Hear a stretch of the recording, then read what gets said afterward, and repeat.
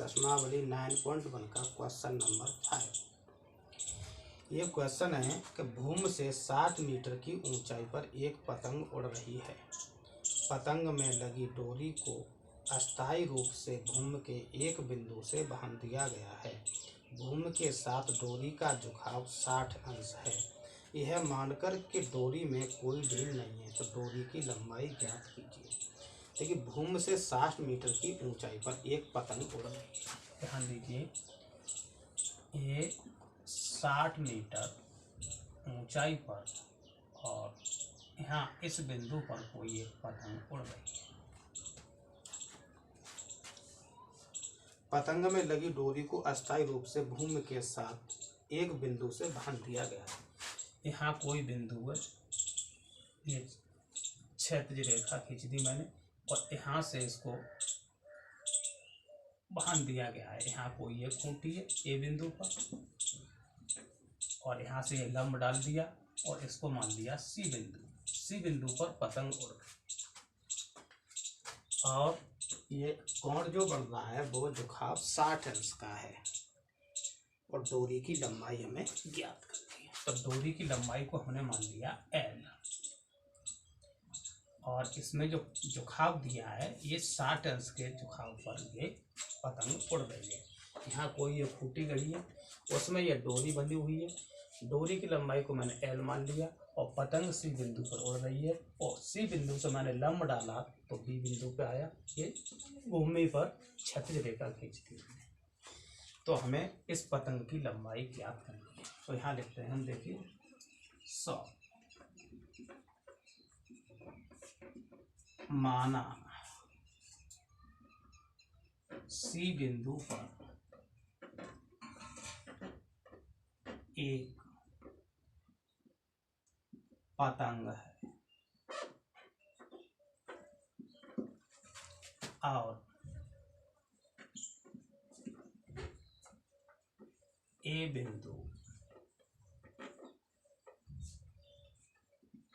पर एक खूंटा है।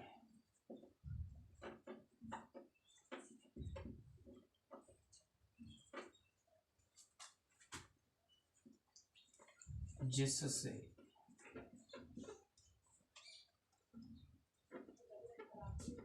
पतंग को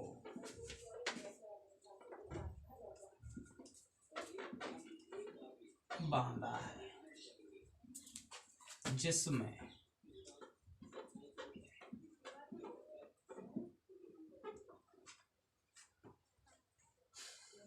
BC बराबर 60 मीटर और AC बराबर L मीटर मान लिया हमने। L का ही मान ज्ञात करना है इसका, डोरी की लंबाई। अब हम चलेंगे समकोण त्रिभुज और कोण थीटा बराबर दे रखा है 60 अंश। इसलिए समकोण त्रिभुज ABC में, अब देखिए ये लंब है और इसको हम कर्ण मानेंगे। लंब और कर्ण का संबंध होता है साइन थीटा का। तब साइन थीटा बराबर BC बट्टे AC। थीटा क्या एंगल है, तो ये दे रखा है हमारे पास 60 अंश इक्वल टू BC दिया रखा है 60 मीटर और AC हमें L ज्ञात करनी है। तो हमने क्या किया कि साइन 60 अंश का मान लगा दिया, अंडरूट के 3/2 प्लस 60 बट्टे L, क्रॉस मल्टीप्लाई करेंगे तो under root for 3L is equal to 120। जब हम यहाँ से L बराबर निकालेंगे तब ये निकलेगा 120 बट्टे अंडरूट 3।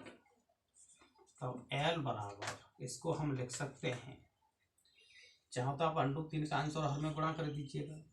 तो 120 बट्टे अंडरूट 3 और अंडरूट 3 का हमने अंश और हर में गुणा कर दिया। तो ये हो जाएगा L बराबर 120 इंटू अंडरूट 3 अपन अंडरूट 3 का, जब अंडरूट 3 से गुणा करें तो अंडरूट हट जाएगा तो यहाँ बचेगा 3 और 3 चौके 12, 40 बार कट गया। L बराबर 40√3 और मीटर। अगर हम इसको चाहते तो ऐसे भी लिख सकते थे, जैसे ये 120 है और बट्टे कितना था √3, तो इसको हम लिख सकते थे 40 गुणा √3 इंटू √3। चाहती बार जैसे कि 40 गुणा 3 बट्टे √3 लिखते थे तो 120 हो गए। अब इस 3 को √3 गुणा √3 लिख सकते थे, तो ये हो जाएगा हमारे पास यहाँ पे √3, तो इस √3 से एक √3 कट जाता, तो ये 40 √3 ये बच जाता। अगर ऐसे हम करना चाहते थे इसको, जैसे 40 गुणा 3 बट्टे √3 है तो √3 से 3 √3 बार कट जाता, तो भी 40 √3। ये आपकी मर्जी, जैसे चाहो वैसे कर सकते हो। ये हो गया आपका आंसर।